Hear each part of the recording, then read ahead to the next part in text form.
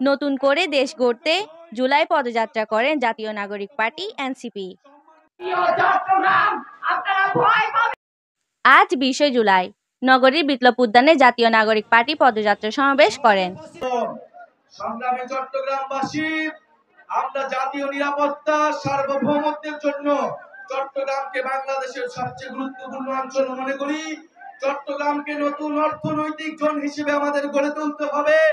আমাদের সমুদ্র শক্তিকে বিজয় করতে হলে, আমাদের নৌ শক্তিকে শক্তিশালী করতে হলে এই চট্টগ্রাম। উক্ত পদযাত্রা সমাবেশে উপস্থিত ছিলেন জাতীয় নাগরিক পার্টির প্রতিষ্ঠাতা আহ্বায়ক নাহিদ ইসলাম এবং জাতীয় নাগরিক পার্টির মুখ্য সংগঠক হাসনাত আব্দুল্লাহ সহ যুগ্ম সদস্য সচিব তাসনিম জারা। আমরা যারা এই প্রজন্ম রয়েছি, আমাদেরকে দায়িত্ব তুলে নিতে হবে। এই সব সমস্যার আমাদেরকে সমাধান করতে হবে।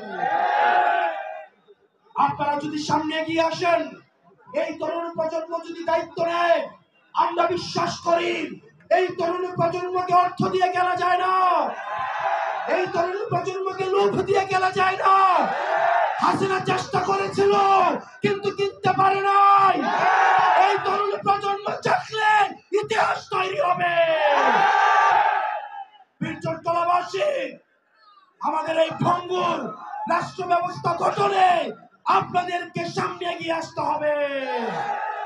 বক্তব্যে নাহিদুল ইসলাম বলেন, নতুন বাংলাদেশ গড়তে সবাইকে ঐক্যবদ্ধ হতে হবে। তিনি সকল পেশার লোকদের চাঁদাবাজ, ফ্যাসিবাদ ও দুর্নীতিমুক্ত নতুন বাংলাদেশ গড়ে তোলার আহ্বান জানান।